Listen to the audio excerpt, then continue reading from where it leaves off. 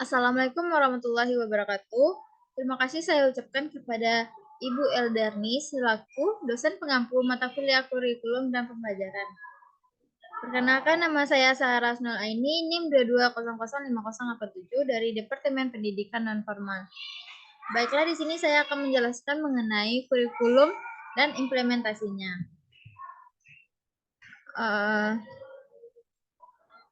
Pada pembahasan kali ini saya memiliki 6 pembahasan. Yang pertama ada pengertian kurikulum, yang kedua ada kurikulum menurut para ahli, yang ketiga ada implementasi kurikulum, yang keempat ada tahapan kurikulum, selanjutnya yang kelima ada permasalahan kurikulum, dan yang keenam ada solusi dari permasalahan kurikulum.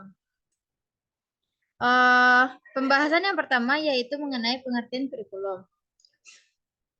Dalam Undang-Undang Nomor 20 Tahun 2003 dikemukakan bahwa kurikulum adalah seperangkat rencana dan peraturan mengenai isi dan bahan pembelajaran serta cara yang digunakan sebagai pedoman dalam pelaksanaan proses belajar mengajar. Kurikulum dapat diartikan secara sempit dan secara luas. Secara sempit, kurikulum diartikan sebagai sejumlah mata pelajaran yang harus diikuti atau diambil siswa untuk dapat menamatkan pendidikannya pada lembaga tertentu. Sedangkan secara luas, kurikulum diartikan sebagai semua pengalaman belajar yang diberikan sekolah kepada siswa selama mengikuti pendidikan pada jenjang pendidikan tertentu. Selanjutnya, pembahasan mengenai pengertian kurikulum menurut para ahli.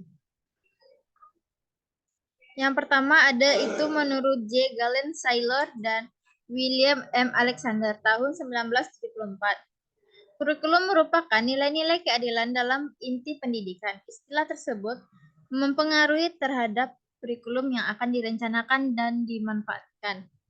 Yang kedua ada menurut Suryo Broto dalam bukunya Manajemen Pendidikan Pendidikan di Sekolah tahun 2002.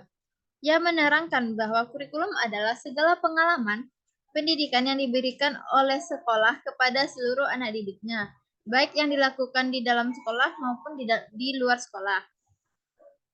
Yang terakhir ada menurut Ali Al-Khawli. Kurikulum diartikan sebagai perangkat perencanaan dan media untuk mengantarkan lembaga pendidikan dalam mewujudkan tujuan pendidikan yang diinginkan. Dapat disimpulkan bahwa kurikulum adalah seperangkat bahan pengalaman belajar siswa dengan segala pedoman pelaksanaannya yang tersusun secara sistematik dan dipedomani oleh sekolah dalam kegiatan mendidik siswa. Pembahasan yang ketiga ada implementasi kurikulum. Implementasi kurikulum dapat diartikan sebagai aktualisasi kurikulum yang tertulis ke dalam bentuk pembelajaran. Implementasi dapat diartikan sebagai pelaksanaan dan penerapan.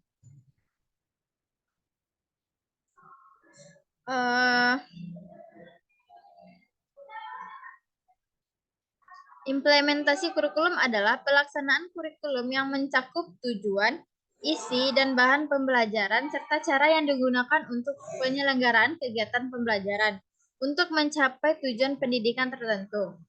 Implementasi kurikulum merupakan terjemahan kurikulum dokumen menjadi kurikulum sebagai aktivitas atau kenyataan. Implementasi kurikulum diwujudkan dalam bentuk pengalaman belajar dengan prinsip-prinsip yang menjadikannya lebih mudah dan lebih efektif untuk dikomunikasikan ke berbagai pihak seperti pimpinan sekolah, pendidik, pengawas sekolah, dan staf pendukung lainnya.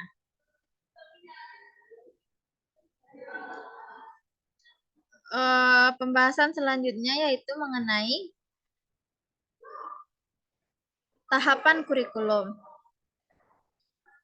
Menurut Mulyasha, beberapa hal yang perlu diperhatikan dalam implementasi kurikulum adalah perencanaan kurikulum, pelaksanaan kurikulum, dan penilaian terhadap pelaksanaan kurikulum. Hal ini juga senada dengan apa yang disampaikan oleh Omar Malik. Secara garis besar, tahapan implementasi kurikulum meliputi tahap perencanaan, pelaksanaan, dan evaluasi. Yang pertama itu ada tahapan perencanaan. Menetapkan tujuan tertulis dalam visi dan misi suatu pendidikan.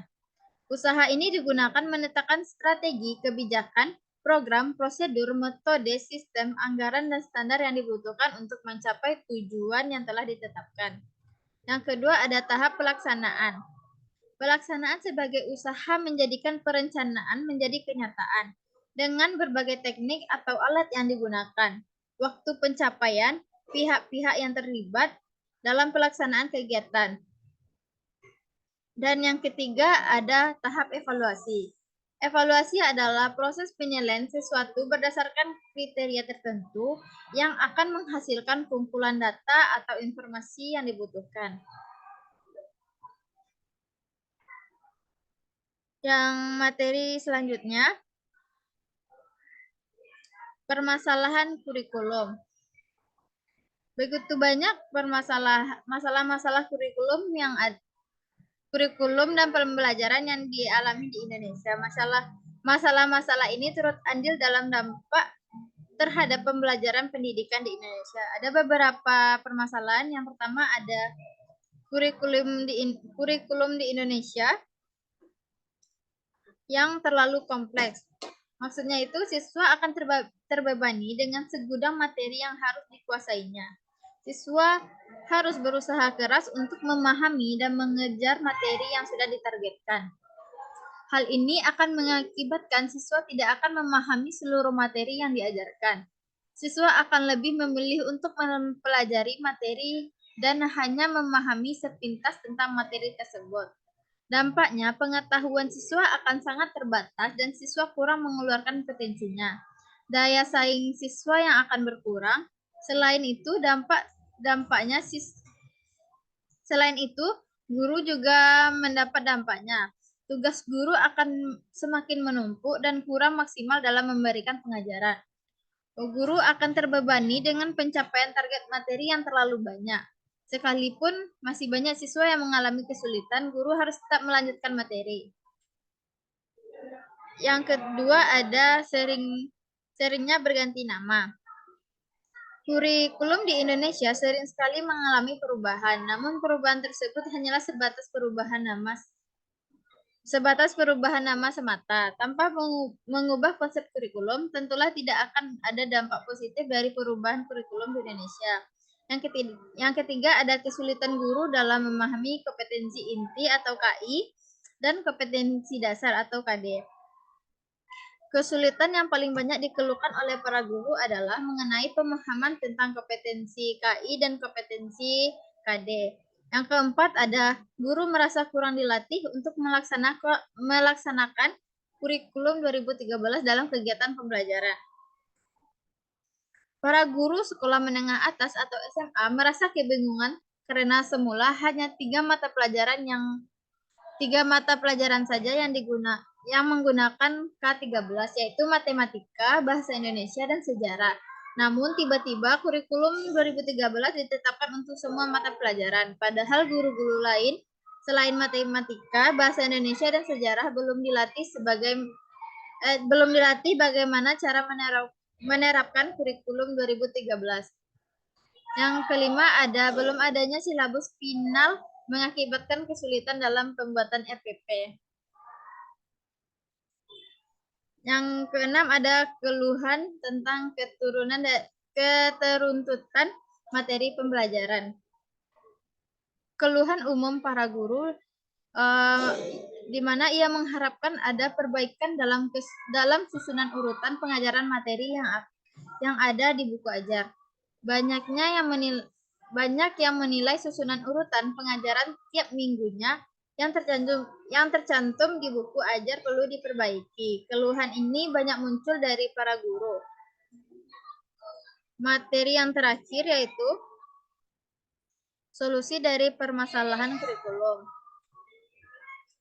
Yang pertama itu ada mengubah paradigma dari pengajaran yang berbasis sintetik materialistik menjadi religius. Solusi ini menunjukkan akan berkurangnya kemerosotan moral, di mana tidak akan ada lagi siswa cerdas dan tidak bermoral.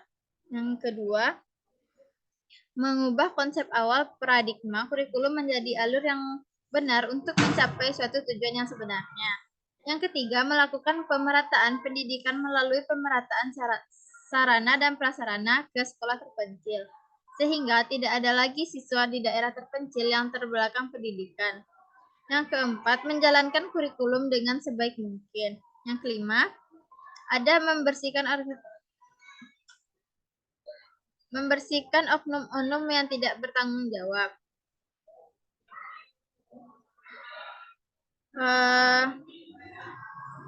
Sekian penyampaian materi dari saya. Saya akhiri. Saya mohon maaf apabila ada salah-salah kata. Assalamualaikum warahmatullahi wabarakatuh.